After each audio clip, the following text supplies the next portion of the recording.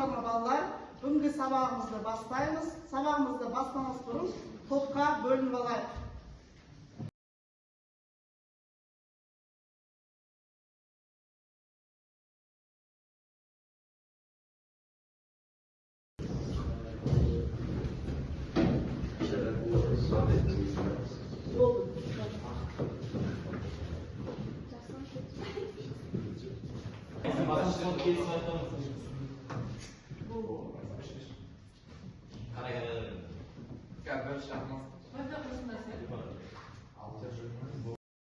Балалар, сабағымызды бастамас бұрын назарымызды сабаққа аударып алайық. Яғни барлығымыз тақтаға қараймыз. Қандай сан тұр, қандай түс тұр айтамыз. Сан 1, саны түсі қызыл. Келесі. Саны 3, түсі қызыл. Бордовый. Саны 4, түсі фиолетовый. Күлгін. Біртіндеп айтайық, қол көтеріп. Саны 8, түсі жасыл. Түсі. Саны қызыл, түсі қою. Сан 1, түсі қызыл. Сан 5, түсі сары. Олай болса, өткен материалды еске түсірейік. Жаңа сабақты бастамас бұрын, қазір мен тест берем, сол бойынша сабақ орындаймыз. Қазір мына тапсырманы орындау барысында сурет жасалған, суретте бүгінгі біздің тақырыбымыз көрсетілген. Қазір барлығымыз атсалысып қатысамыз. Келдер, кім шығады? Кел, жастар шықшы, басташы.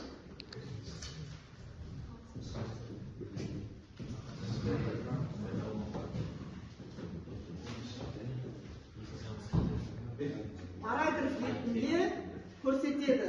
Қалай ойлайсыздар? Бас. Анау сен бастасың. Дұрыс. Келесі. Келесі. Айдын шықшы. Кестені бастайтын тек. Өте дұрыс.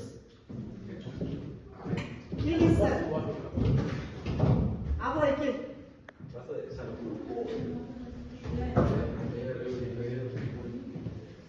Жолды бастайтын тек. Неден? Аштырмаудан.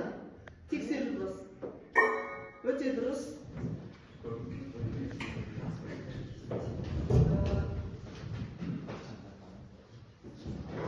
Кім шығады? Жылдам шығамыз, уақыт құртпаймыз.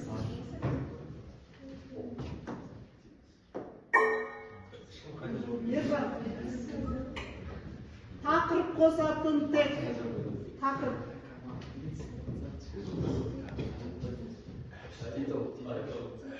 Бәріміз жабырамаймыз, тек қана.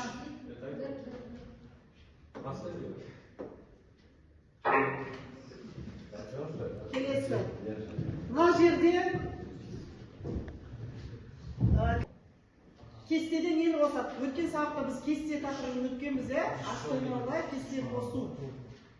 Аштырмауда кесте қосу. Кел. Кел, баршы.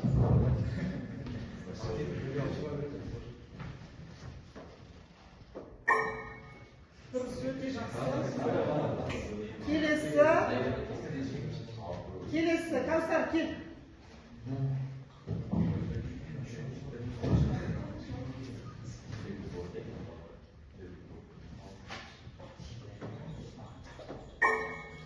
Дұрыс.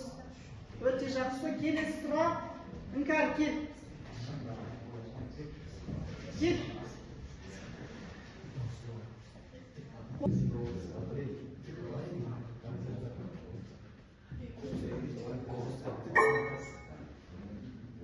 Дұрыс.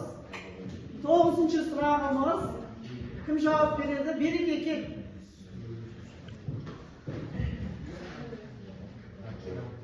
Түсін өзгерту үшін CSS каскадты стильді кестеде мәтіннің түсін өзгерту үшін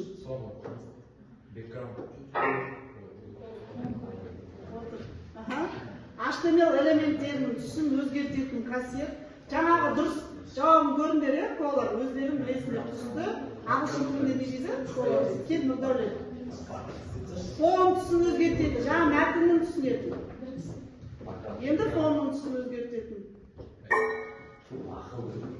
Дұрыс, өте жақсы. Жарайсыңдар. 10 сұрақтың 8-іне дұрыс жауап бердіңіздер. Екеуін ғана қателестіңіздер. Оның да дұрыс жауабын көрдіңіздер. Олай болса, балалар, бүгін біздің жаңа тақырыбымыз қандай екен? HTML-да мультимедиа енгізу. Жазылған суретті таптыңыздар. Балалар, бүгінгі яғни сабағымызды дәптерге жазып қоямыз, бүгінгі күнді жазамыз. HTML-да мультимедианы енгізу. Яғни, бұл жерде біздің бүгінгі мақсатымыз веб-бетте мультимедиа нысандарын енгізу үшін HTML-дың тектерін қолдану. Енді балалар қалай ойлайсыңдар? Біздегі сайтта көріп жүрген қандай белгілі сайттарымыз бар, осы сайттарда қандай сурет, видео, аудио көріп жүрсіздер ма? Оны қалай қояды деп ойлайсыздар? Біз бірінші осы сайттардағы видеоның қалай қойылатынын үйрену үшін мына сабақтарды өтеміз. Қараңдар, видеоды дыбыссыз елестете аласыңдар ма?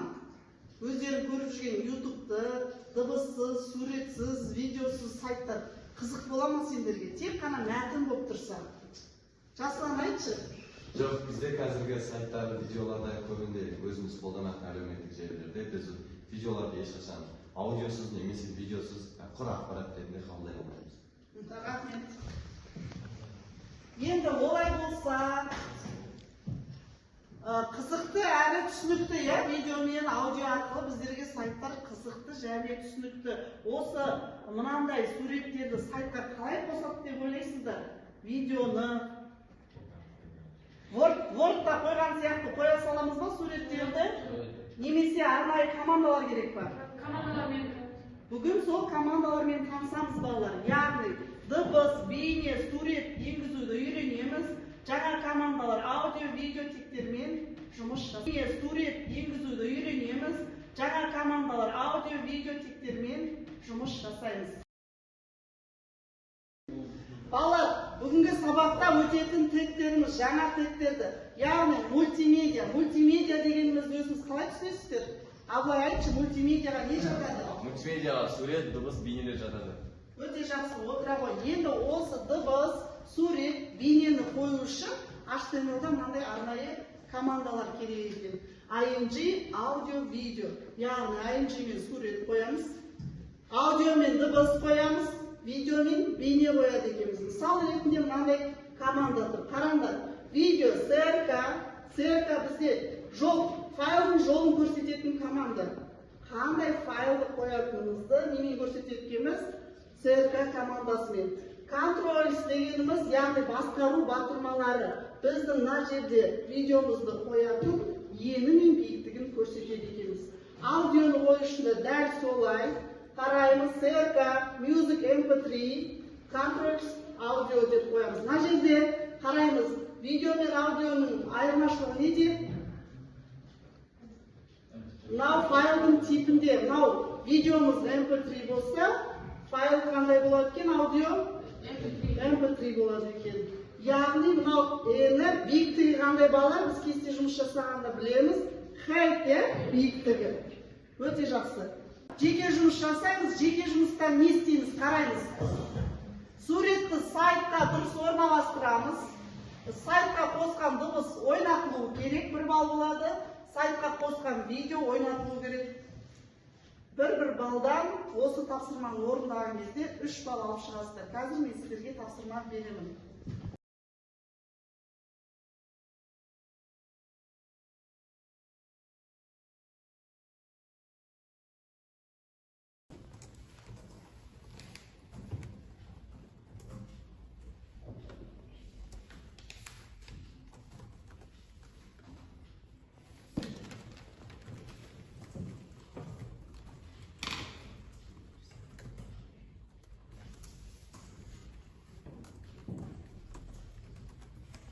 Практикалық тапсырманы орындауға балалар 7 минут беріледі. Сұрақтарыңыз болса, түсінбей жатқан жерлеріңіз болса, мені шақырыңыздар.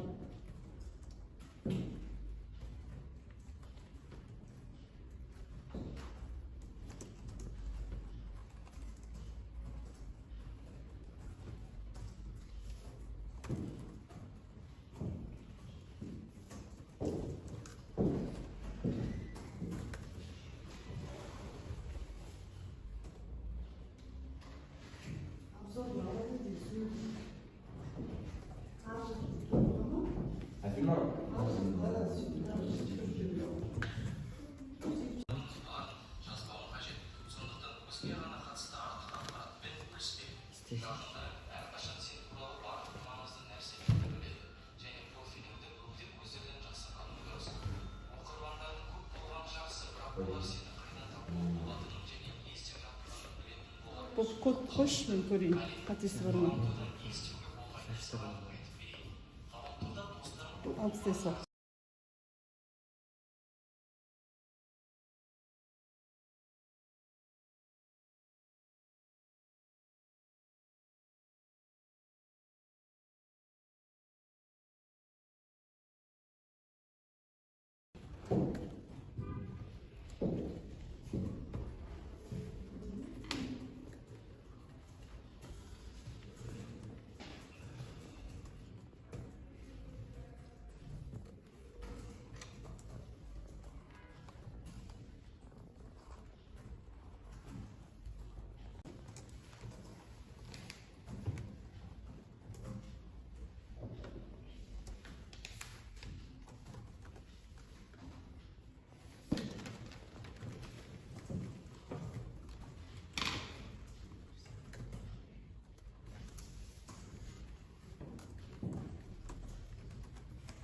Практикалық тапсырманы орындауға балалар 7 минут беріледі.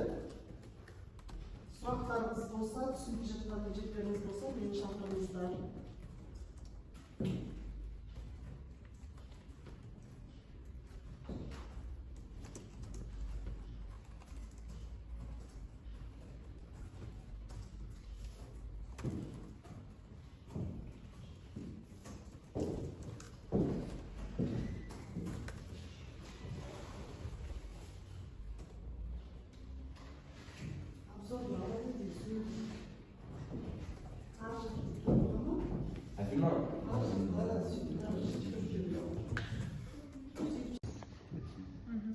Файлдың типіне назар аударамыз.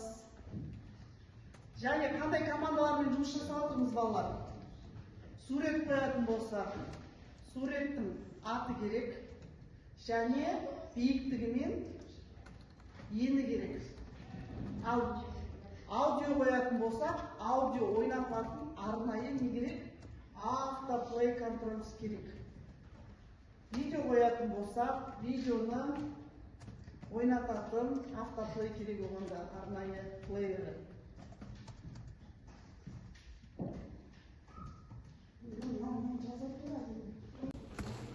Подожди, абылай тұрмыз ғой.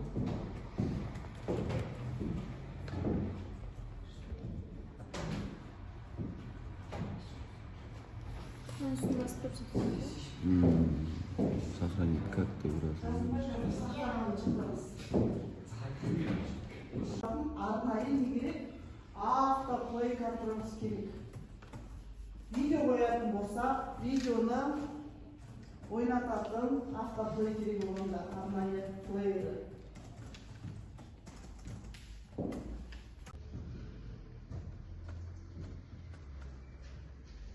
Қазақша айттың ба?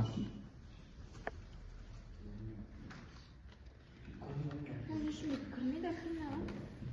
Қайсы? Жаңа аштың ол сақталды ғой. Аштың ол сақталып тұр ма ғой? Аштың ол сақталмаған ғой? Так, мы видеода вымоем. Она вроде бы. Бәрін жазып тастамай бірінші сурет шығарып алыңдар.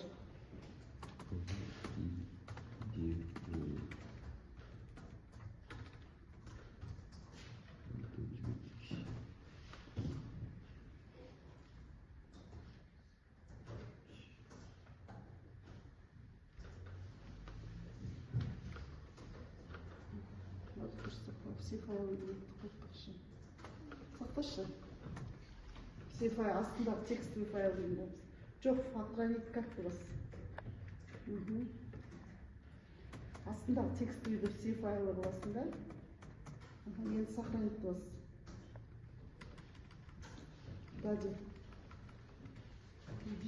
Енді ана жерден.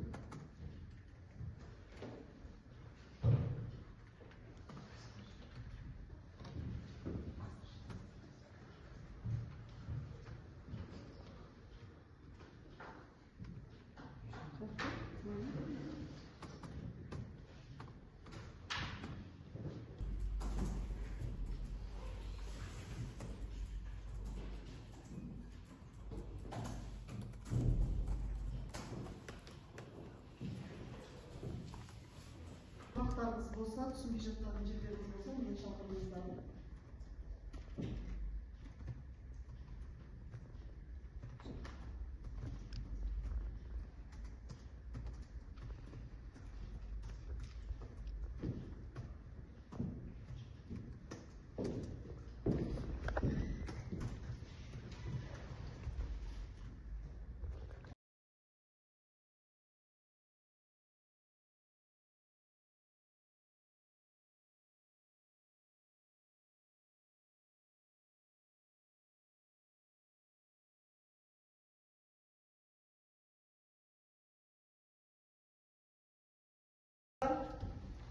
Файлдарға мұқият қараймыз.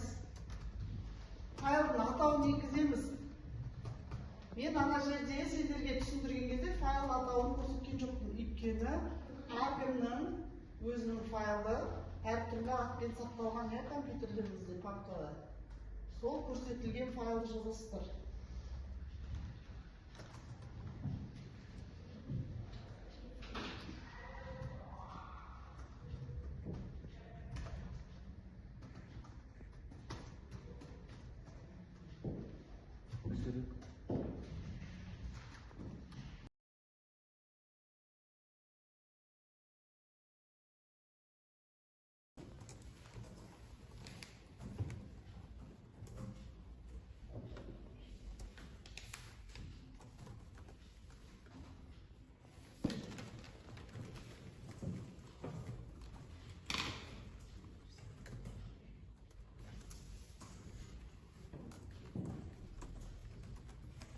Практикалық тапсырманы орындауға балаларға 7 минут беріледі. Сұрақтарыңыз болса, түсінбей жатқан жерлеріңіз болса, мені шақырыңыздар.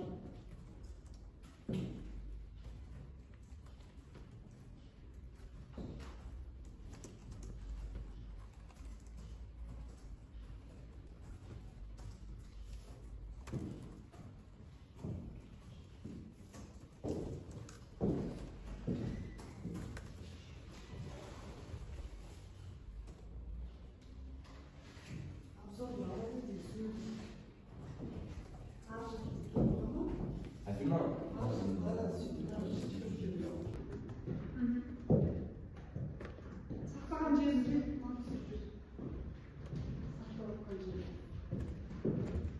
жақын дейді. Сақтаған кезде қалай сақтаймыз балалар файлын атын? HTML деп, файл мен сурет барлығы бір буманың ішінде орналасу керек.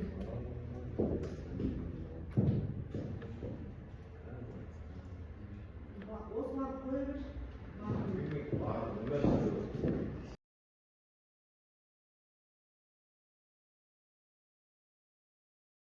автоплей керек оғанда арнайы плеері.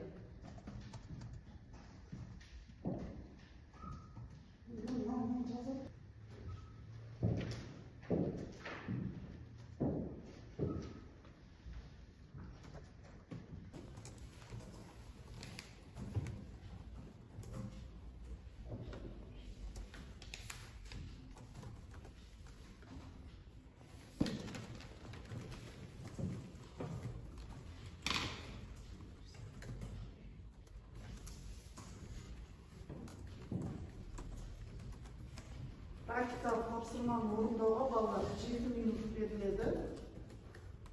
Сұрақтарыңыз болса, түсінбей жатқан жерлеріңіз болса, мені шақырыңыздар.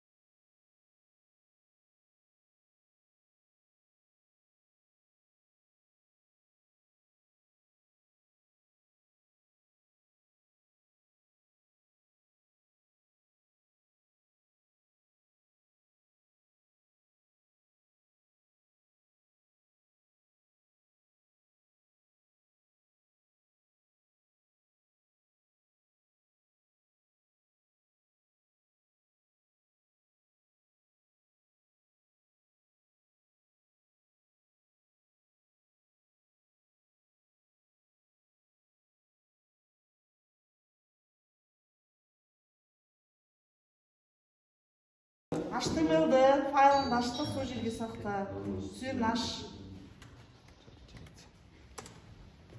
Файл мен не документ. Осы жерде.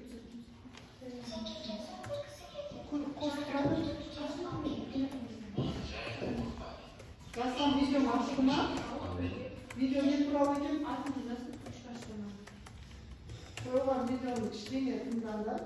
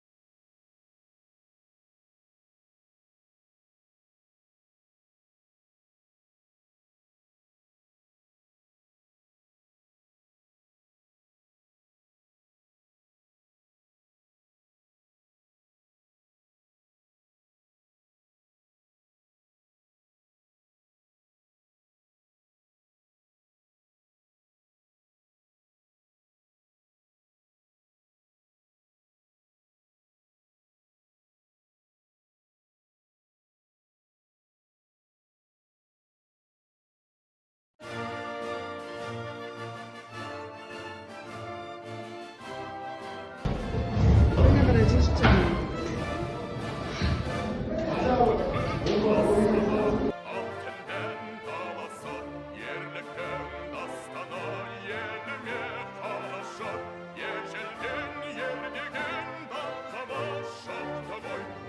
Жасlan видеом ашылды ма?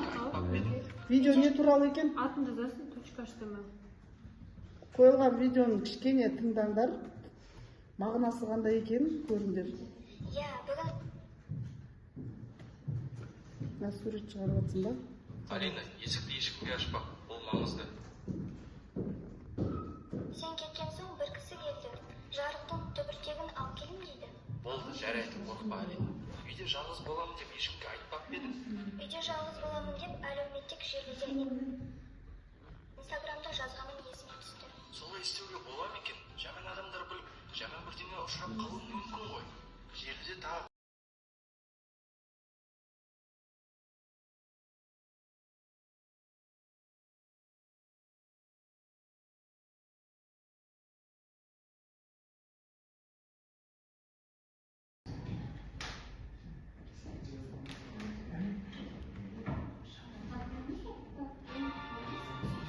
Жаңа музыканы орнады ма? Видео жасап әпкем. Дауысын шығарышқан.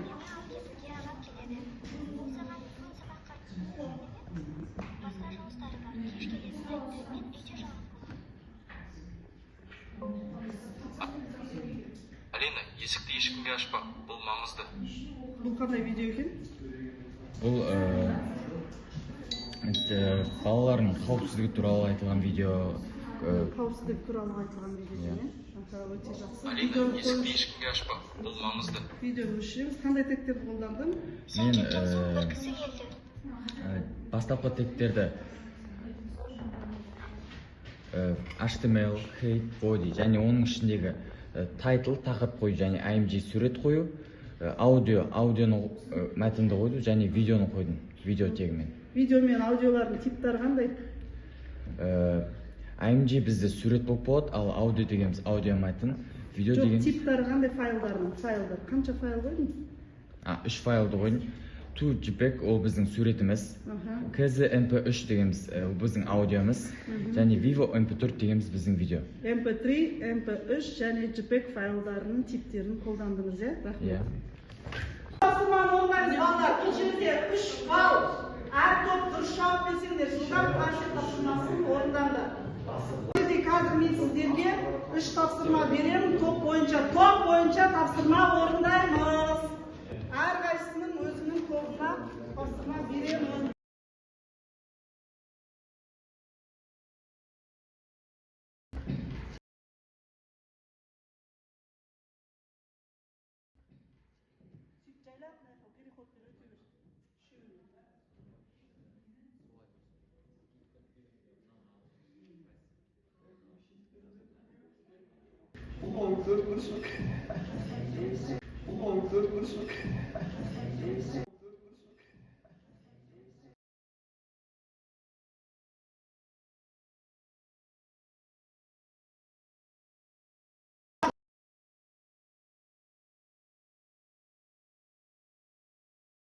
Балалар, мына жерде жұптық тапсырма орындаймыз. Бұл жерде мына жерде код берілген, дұрыс жауабымен сәйкестендіреміз.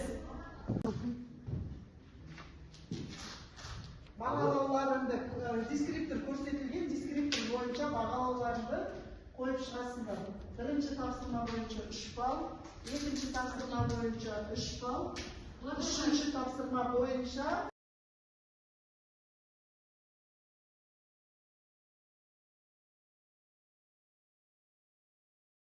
балалар. Күйтіс тапсырмасын орындау үшін қазір экранда шыққан QR кодқа немесе кодты енгізу арқылы сабаққа қосыламыз. Мына номерді жазамыз, осы номер бойынша тапсырмаға қосыламыз. Күйтіс сайтына кіреміз. Қайда код деген жер болады? Жылдан сен қайда? Мына оқушылар жауап беріп жатыр. Жылдан жауап береміз.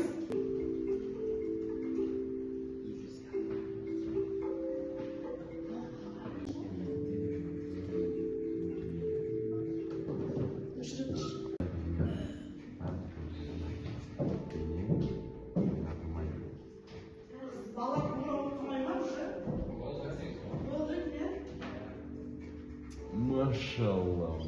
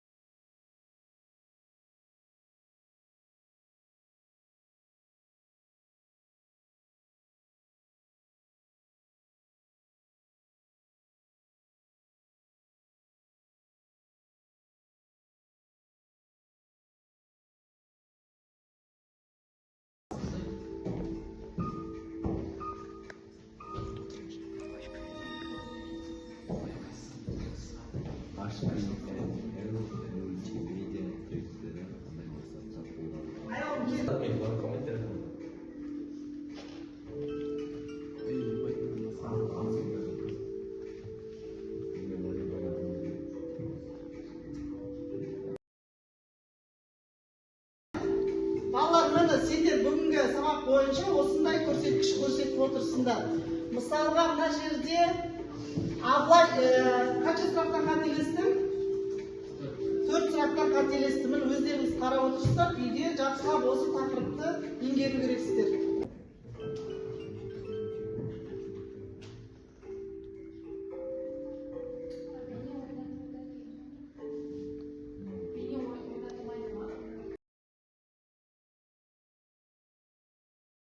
Балалар, барлықтарыңызға бағалау парағын толтырып, маған өткізіңіздер, мен күнделікке қоямын.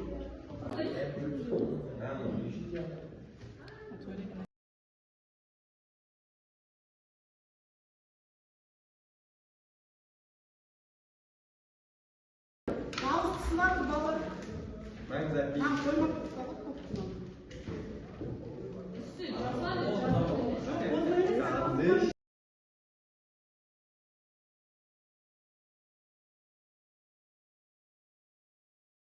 Бүгінгі сабақ бойынша кері байланыс береміз. Кері байланысқа мына QR арқылы өтеміз да. Мына жерде мен не білдім, маған не қызықты болды, мен үшін жаңалық болды дегенде жауап береміз. Жылдам. Жылдам деген сөз қосып.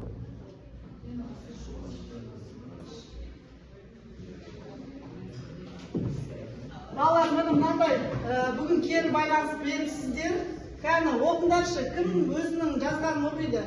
Мен білдім, HTML видео жасадым, өте керемет, бәрін түсіндім. Мен HTML-де қалай видео жасауды, сурет салуды, тек жасауды үйрендім, маған қызықты өтті деп кері байланыс беріпсіздер. Мына жерде 9 лайк жиналыпты, 9 комментарий, 10 оқушы кері байланыс беріпті. Тағы да екеуіңіз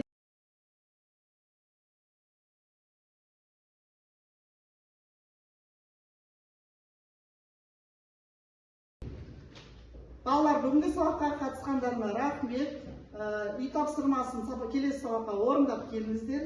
Бүгінгі жаңағы парақшаға толтырған қағаздағы бағаларымды мен күнделік кезекке қоямын. Сабаққа қатысқандарыңызға рахмет. Сау болыңыздар.